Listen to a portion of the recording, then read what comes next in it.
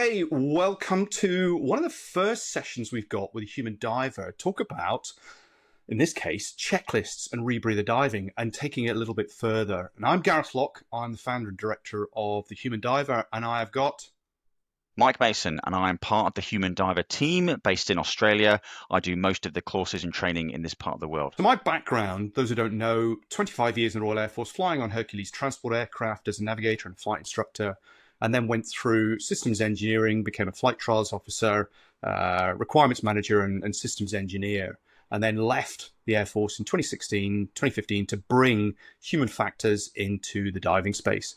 And our goal is really about raising the bar around safety and performance by bringing a human factors perspective to that. Mike, what's your background? Quite similar to yours, actually, Gareth. I did 20 years in the Royal Air Force, mostly flying fighters on frontline squadrons. I spent the last 5 years in the Australian Air Force as an instructor teaching the next generation of fighter pilots. I've been really passionate about the human performance, human factors side of what I do, or what we do rather, pretty much since I started my training. I did a class, I think in 2003, 2004 on human factors, and I thought this stuff's amazing. I've just never really, lost interest since then. And you and I started doing the Human Diver together, I guess, when I came on board about 5 years ago, I think now. Mhm. And I've just been constantly learning more, teaching more, helping develop divers in this part of the world ever since. And you won't be surprised to hear that checklists, considering my background, are quite an important part of helping me keep alive and making sure that I do perform to the best of my ability. Recognizing our own fallibilities, and that's really what the checklists are about, is recognizing and accepting that we're all fallible. We all make mistakes. It doesn't matter how experienced you are. And fundamentally, the purpose of a checklist: slow you down and engage this idea, what we talk about, system two thinking. Now, why we're running this video is because a few weeks ago, a video was put online by an experienced technical diver, a technical instructor, talking about why they don't use checklists in their rebreather diving anymore. And somebody, there were a number of Facebook, social media comments going, "Oh my God, Gareth must be turning in his grave, going apoplectic about what's going on at the moment, having seen this."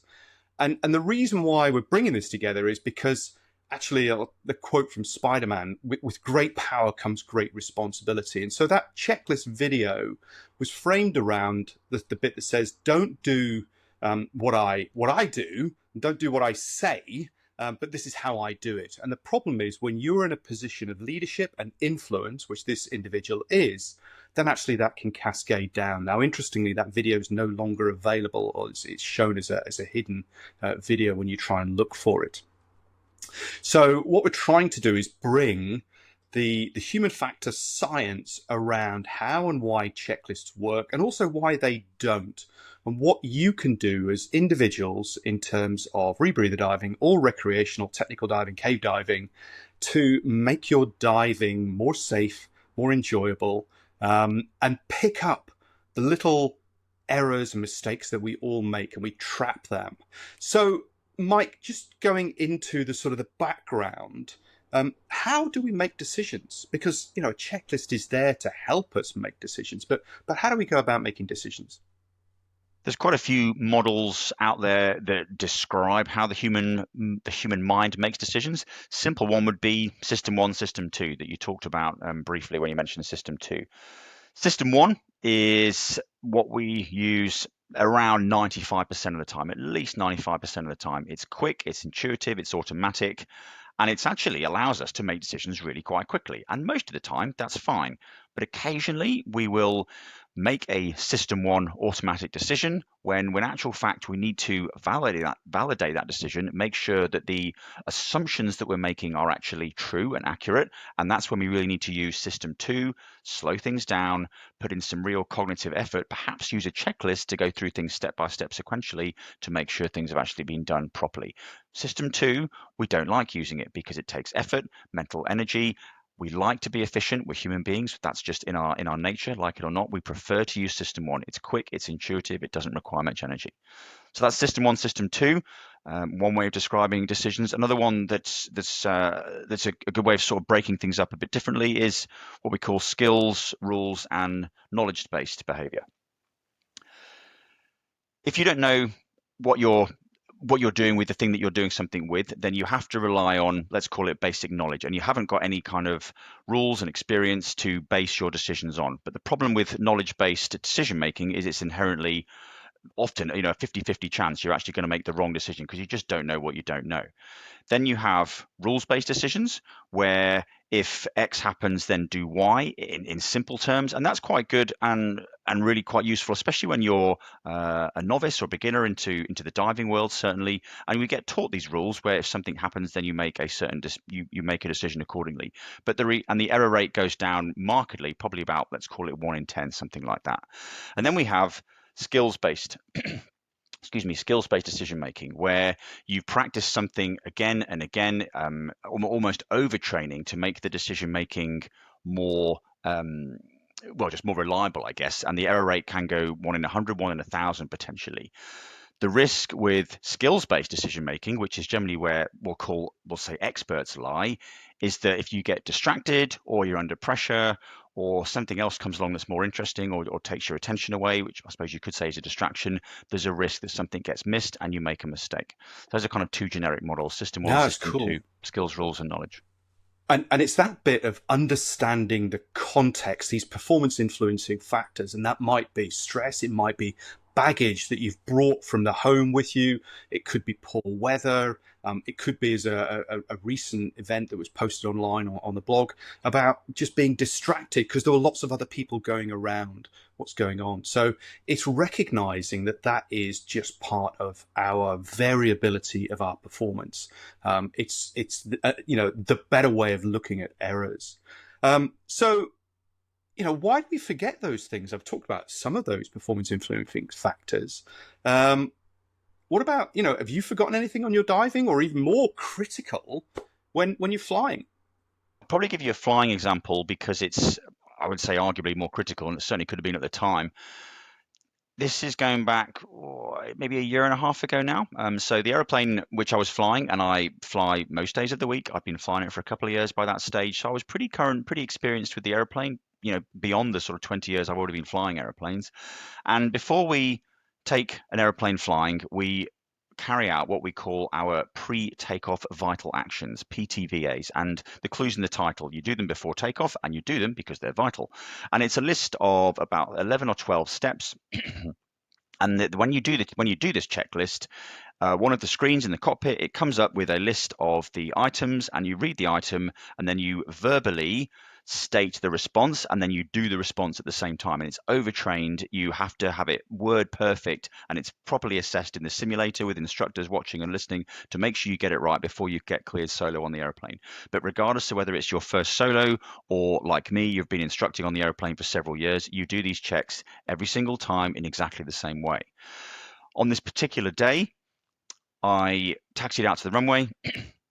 I'd gone through my checks, I'd gone through my PTVAs, and I got on the runway and I'm lined up pointing down the runway, and I noticed that my ejection seat pins were not removed from the ejection seat. They were actually still in the seat, and the one was still in the canopy, because they normally sit just here in my sort of left-hand eye line. Which is make it easier to spot when you are taxing out. This whole And bit that's about making it harder to do the wrong thing. Yeah. That's the idea. That if the pins aren't in these big, it's difficult to describe it. Basically, these the sort of big yellow levers stand up to say that the pins are not in place. Then there's another caption as well on the central warning panel, or the caption that says pins, i.e., the pins are safe. And I got to the end, I got to the runway, and I was like, that's not right. I've missed something here because these telltales shouldn't be there.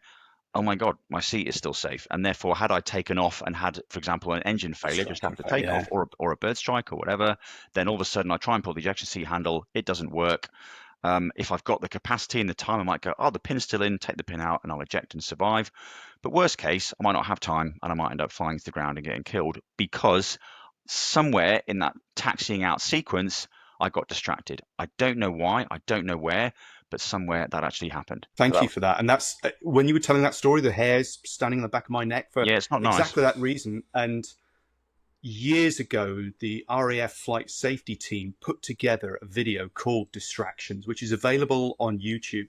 And it's exactly that bit. And they talk about everybody contributing to flight safety. So an annual appraisal report was late, accounts were not paying a claim. The guy was late in. There was a whole bunch of stuff that was stacking up.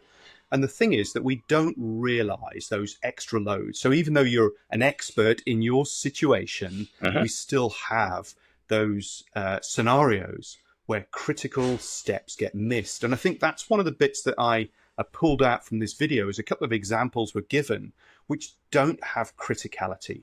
That if you forget a checklist or you forget to check something, it's not a life-threatening situation.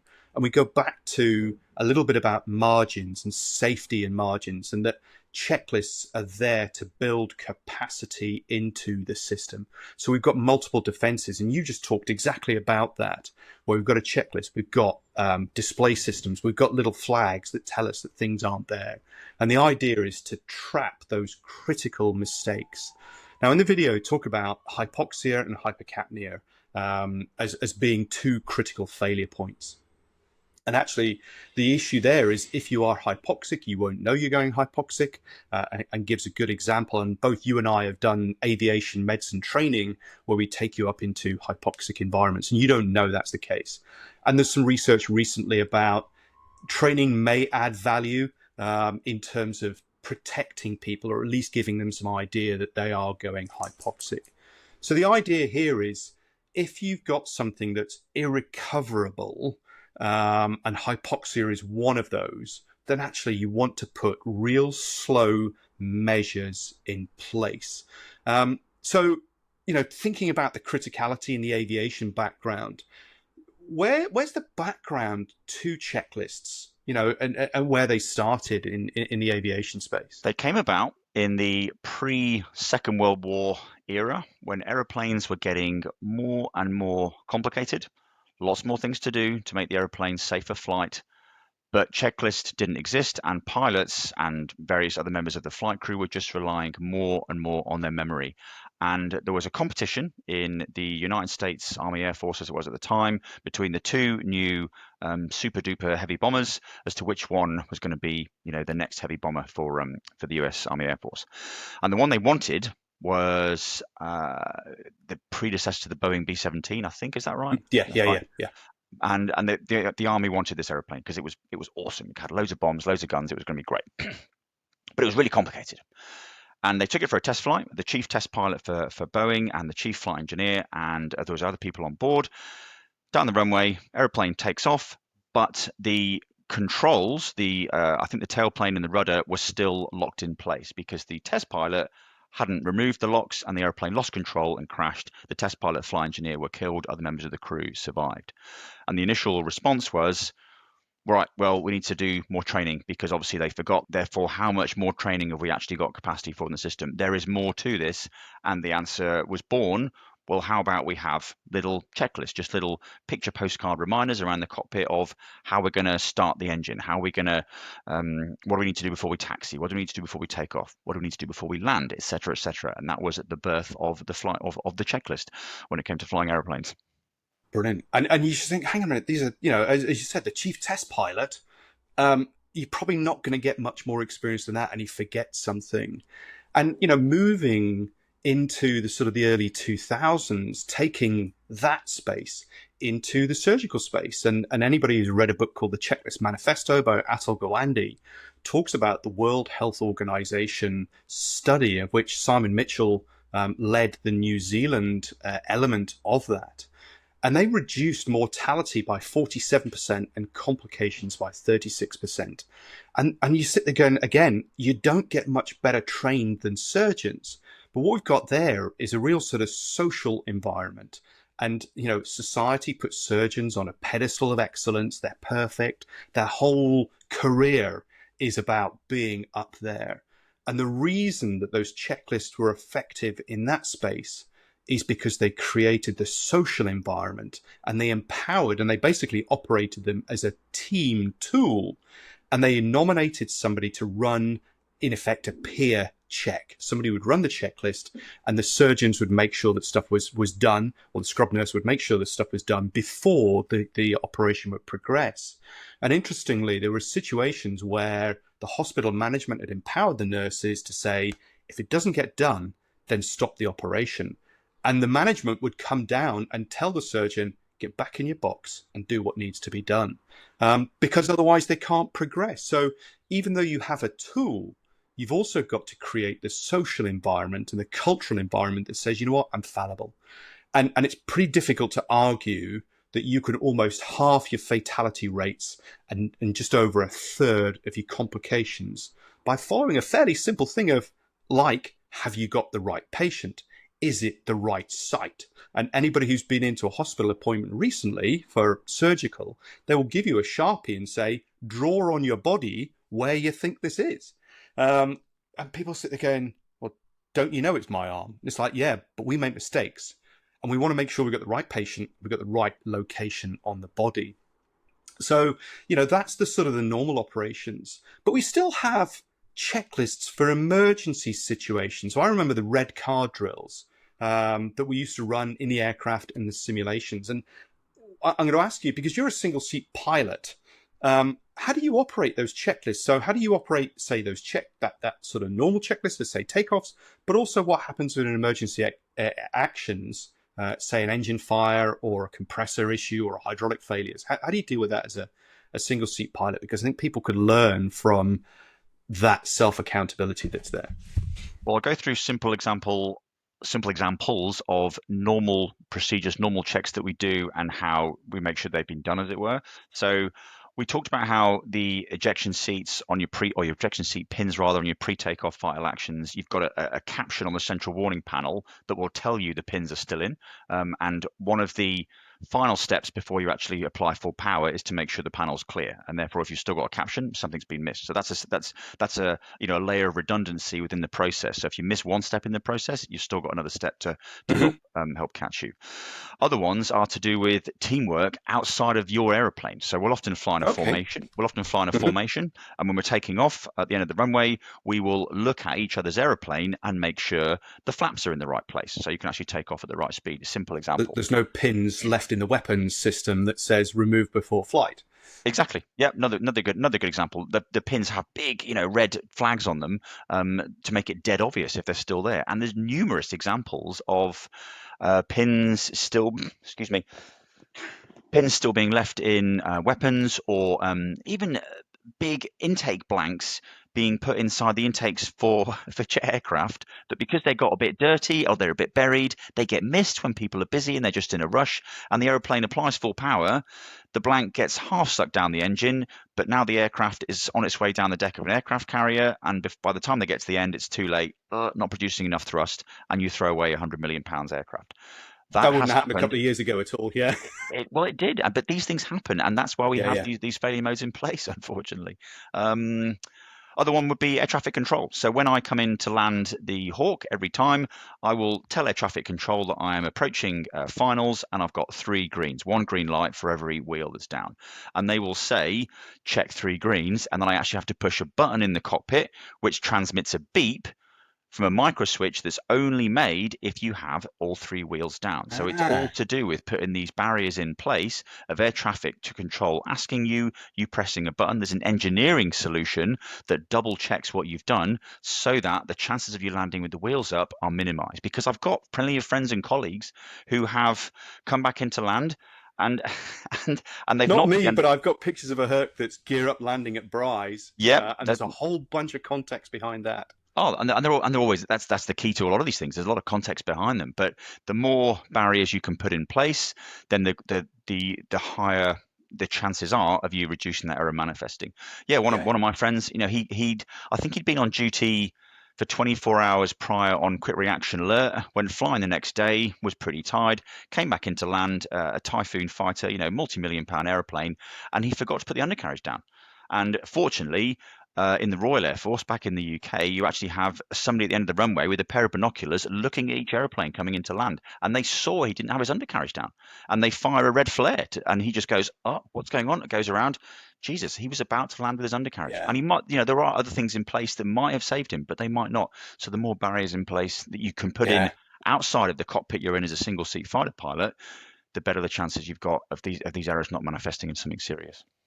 And that brings a really important piece about that team mutual accountability, using other people to help you solve those problems. And I think it's one of the bits in the sort of technical diving space, a lot of it, there isn't effective teamwork. And so you're not necessarily getting that cross checking. We'll come on to that in a little bit more detail. The gear ups, I've been on a helicopter waved off on a rig going in the Arabian Gulf, where they were coming into an oil rig and the crew hadn't put the gear down. And I Yeah, wow. think part of that is also this bit of you just get used to it. And, they're doing in effect a taxi service, hopping every sort of 15, 20 minutes across these rigs and then home. And you just get lulled into that false sense of security. And that means you've got to work much harder. That's the system one behavior. And we've got to snap into that system two. It is hard. So, it is about that layered defense system, of which teamwork is one of those elements. Now, over the last, well, I've been doing this 10 years now as a human diver, and I've given a number of presentations around about checklists, and it becomes quite an emotive subject. And I can think of some reasons from my perspective and whatever, but why do you think checklists, especially in sort of technical diving, have got some resistance and they're an emotive topic? I think there's probably plenty of reasons. Things I would pick on or highlight would be ego, heaven forbid. Mm-hmm. The technical diving industry is influenced quite heavily. I think it's becoming less so, largely as a result of perhaps organisations like us. I would hope, but ego is still there, and people think they've got all the answers. They think they've never had a problem, therefore what they need to use a checklist for, etc., etc. That's one reason, and that kind So, of so nothing bad has happened, therefore I don't need to use a checklist. there you go. Yep, nail on the head.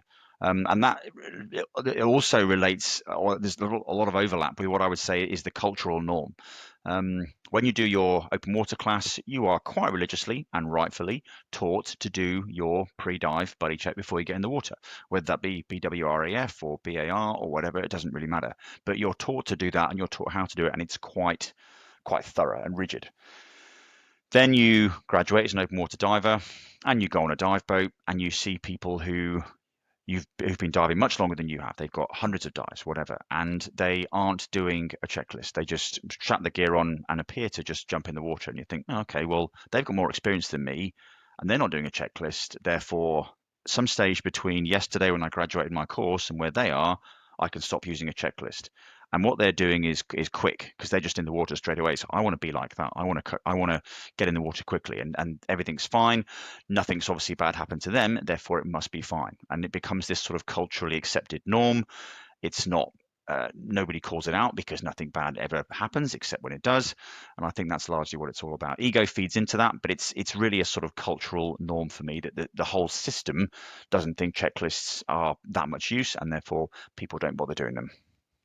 So you mentioned system. I think it's a really important piece. We talk about human factors and system safety, and that's going above and beyond the immediate buddy pair that we're talking about, say, the training system. How much does that influence? Do the instructors role model those behaviors because they're leaders, and people will copy what others do, not necessarily what they say. But there's also a piece about the system design, the technology.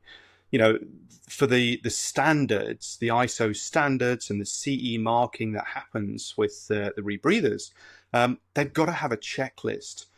But my experience is those aren't necessarily the most effective ways of trapping errors. What are your thoughts on that?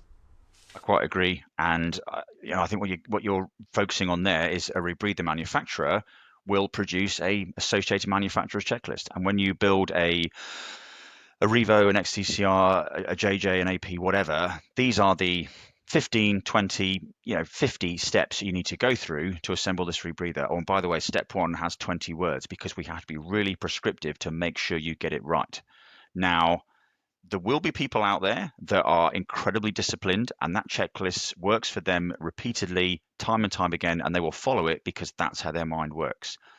Most people don't work like that. We want to use system one type behavior. We want to be efficient. We want to be quick. We want to get through things nice and quickly. And we want to have a checklist that's designed for the system, us, the diver, our teammates to use nice and quickly. And invariably, rebreather manufacturer checklists are not designed with that in mind. They're designed with litigation in mind rather than functional performance and safety and human factors in mind. There's a real distinct difference between the approaches to designing the checklist, or how I think checklists should be Yeah, designed, rather. and I totally agree. And it's one of the things involved in the Rebreather Training Council, Rebreather Checklist Working Group is designing and developing a checklist that can, as a final checklist, and this is the point I'm going to bring out, is that there are multiple checklists that are deployed as part of that layered defense. You've got a build checklist. And I know we'll come on to your tool that you use just, immediately after this.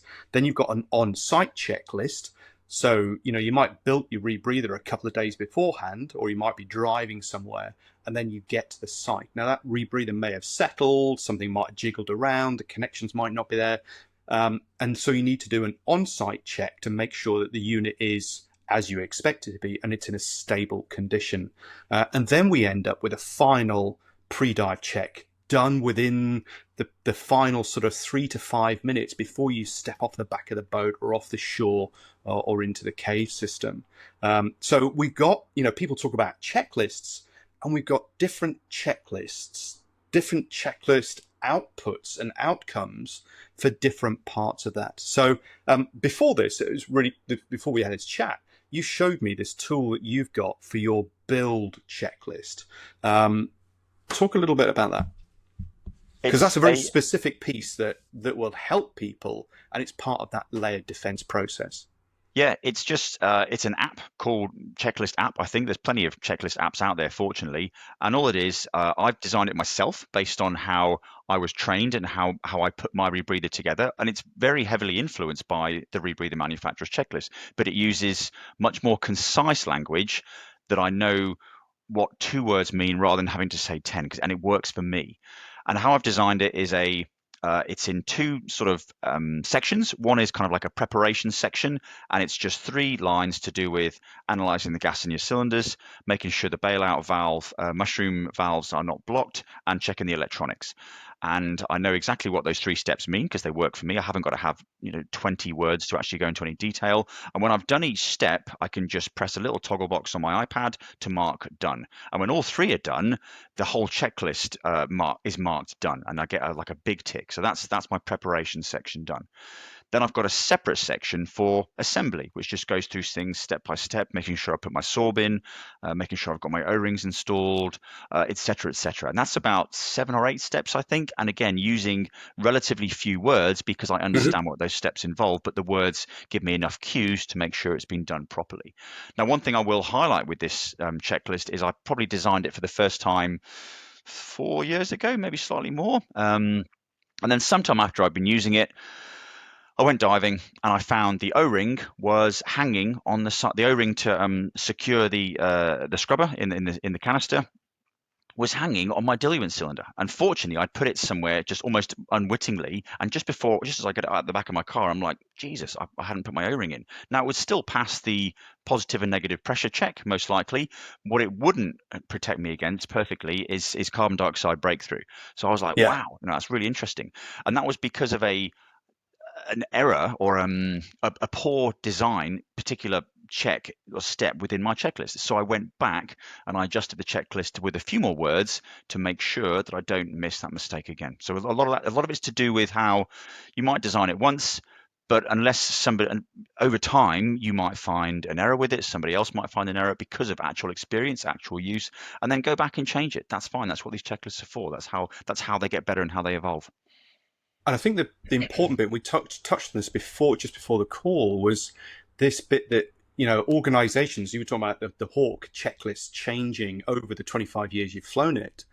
And importantly, when that checklist is updated, there is a mechanism, a quality control or a quality management mechanism, which makes sure that that is deployed. And I remember from my days, whenever you went flying, anything in terms of the aircraft documentation, if that changed, your T cards that basically were either red or green that said that you'd signed off all the paperwork and you'd understood stuff that changed the flight reference cards and things like that, you'd incorporated those changes. So there is a feedback mechanism, there is a feed forward mechanism, say, change this. And then for the supervisor, there is something that says they've done it.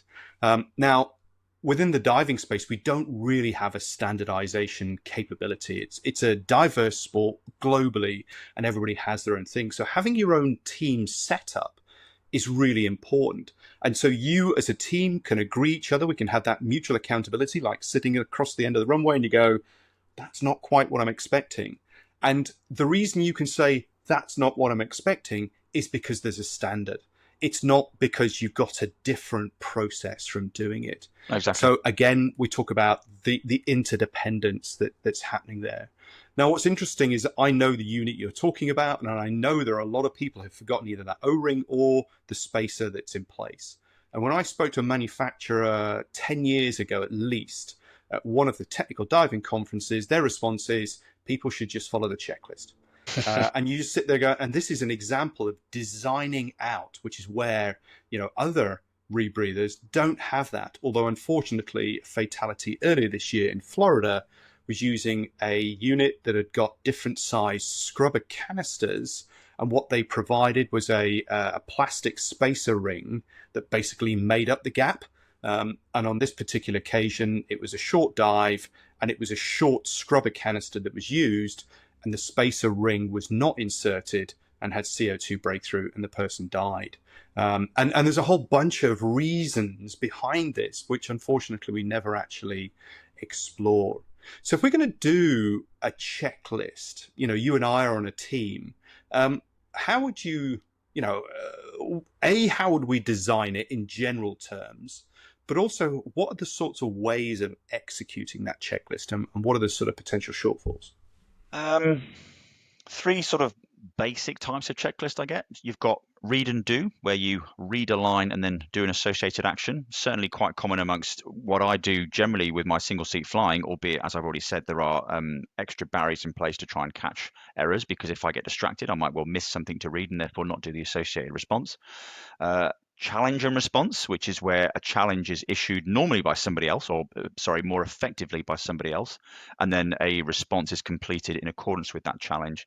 And the important thing with the response is it needs to be you need to actually physically demonstrate the system is working. And a simple example on a rebreather would be, show me your oxygen is turned on. And rather than just pointing at the cylinder and going, look, it's turned on, or even looking at the gauge and saying, look, I've got pressure, you would actually hold the gauge up and you would press the manual add valve, and you would hear the gas being squirted through the valve, and you would, as long as everything's working properly, the needle wouldn't move, which shows you that the cylinder is turned on, So fully you're on, getting a ideally. system response. You're looking for the response, not the action. So, Yeah, going back to exactly. your flying, as you put the gear handle down, it's not the movement of the handle that the checklist is checking.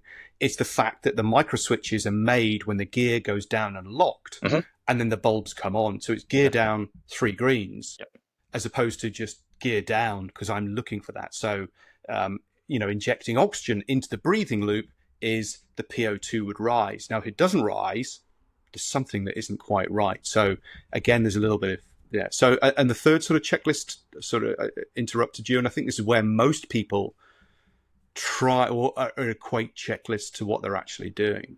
We probably call it an aid memoir type checklist, and it's more commonly, I think, used as the verbal checklist that we use. So BWREF would probably be Mm-hmm. the PADI example that we use: buoyancy weights, releases, air, final check.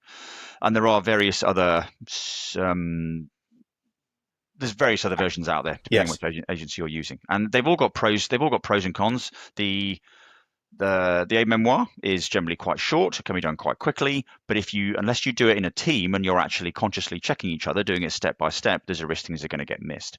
The challenge and response is generally by far the most effective checklist to make sure that things have been done properly. Invariably, and unless it's well rehearsed and well practiced and importantly well understood, and we've talked about standardized already, then there is a risk that it takes a lot of time. If it gets quite clunky and people think, oh, I don't like this, I just want to go diving, and nothing bad has happened, therefore why am I bothering? So there's three sort of generic types of checklists there. And one of the things you talked about at the start was, what would you and I do in a perfect world? I'd like to do a challenge and response, certainly in terms of making sure my rebreather is set up to sustain my life before I jump off the boat. And if it's a well standardized, well rehearsed process, you can rattle it out really quite quickly. And a lot of Dirty Dozen's probably spring to mind. I They're was quite, about to say, yeah. yeah, they're very keen on doing this, and they've come up with their own kind of Dirty Dozen splash checklist, which again I think has been through several iterations, but it's And it's designed. about to go through another one as well, yeah. Yeah, great, but that's fine because they've obviously Yeah. found flaws within it that need polish to Yes. keep improving. But I think it's also worth considering the challenge and response checklist probably works better or best, I'm not sure that's the right word, if the person issuing the challenge is actually not getting in the water because they can really Yes. focus on what you're doing then. That obviously requires extra potential surface support and stuff, but that's by far the best way to make them most robust. Totally. And I know that Aaron is doing a great job with the Dirty Dozen and their sort of peer check dive safety officer doing the cross check. And I know, and it's part of an ongoing research project, is they have trapped a number of errors that have been done. The divers go through their own personal checklists, and in effect, they go, right, we're ready to dive. And then the safety officer goes through this basically life support checklist. Is your unit capable of supporting life when you get off the back of the boat? And they've picked up errors, and that's the purpose of the checklist, and that's the important bit, is having this multi-layered defense. And unfortunately, about a year ago, there's a guy died off the coast of Ireland with a unit that was hypoxic, and there were interruptions in the pre-dive sequence that happened, and so got off the back of the boat, the unit turned off, and was then recovered unconscious and dead. And you sit there and go, but this is a really obvious thing. And it's the same with the If Only documentary, is understanding multiple layers of failure, and we have to look further back than just they didn't turn their oxygen on, they didn't turn the handset on, whatever it is. And it's about designing systems that are error tolerant, like having flags up that say your pins are still not put away. Now, a number of divers will dive, hopefully not die on their own. And what can we give them in terms of ideas about how to reduce the likelihood that they miss something in a checklist, and make it more robust? Might go off on a few little tangents here, but I think Mm-hmm. I think a real key part of giving people ideas to make their, let's call it, checklist use pre-diving processes more robust is try and show them how these errors can manifest and how they are actually fallible themselves. Because if you can make people, you have to make people believe that what they're doing is worth it. So we can give them all the Yeah. tools in the world, but unless they actually think the tools are any use, then we're wasting our time. Stories are quite a good idea. I think from the recreational diving point of view, the Linnea Mills story is relatively well known. And while there were lots of aspects to that, quite a critical one that you could argue is a standardized thing that didn't happen is the fact that pre-dive buddy checks weren't done, and therefore her buddy didn't know where the weight was, it didn't know how to inflate Mm-hmm. it, etc., etc. Lots to that story. From a technical diving point of view, If Only is a pretty good one. The story you've just mentioned in Ireland. I think one of the problems with the diving world in general is when we have fatalities is that the learning just doesn't happen. Stuff gets swept Yeah. underground, and it's difficult to actually get the learning out there. The Linnea Mills story, for various reasons, actually got an awful lot more publicity, albeit it's still, there are still a few things in there which probably will never come out. But I think telling people stories to try and make it real is the best way to start with to actually Mm-hmm. get the message across as to why checklists are so important. And I think I've only really mentioned it there at the end, but if you can sell people, or you can explain to people why you're doing something, that makes the learning stick. If during a training course you just say, do these checks because the standards tell me that I have to tell you to do the checks, and nothing goes wrong during your course, then quite quickly the student will just go, oh, well, my instructor said I'm just doing them because he told me to. And that really experienced diver there isn't doing the checks. Therefore, within probably 2 or 3 dives, they will just stop doing their pre-dive checks. Yeah. Completely normal behavior. Not very cool, but I accept that it's actually very normal, very common. But if you can sell somebody a story, we do these checks because if you don't, there is a risk you could end up like Linnea Mills. Then Mm-hmm. people are much more likely to go, Jesus, yeah, okay, that's a point of failure that I need to not let happen to me. I'm going to keep doing my checks.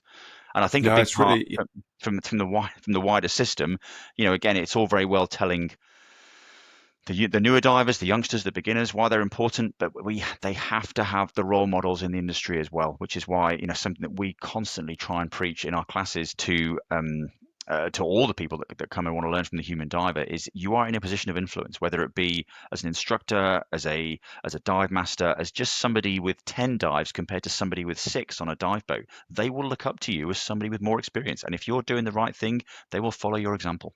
yeah.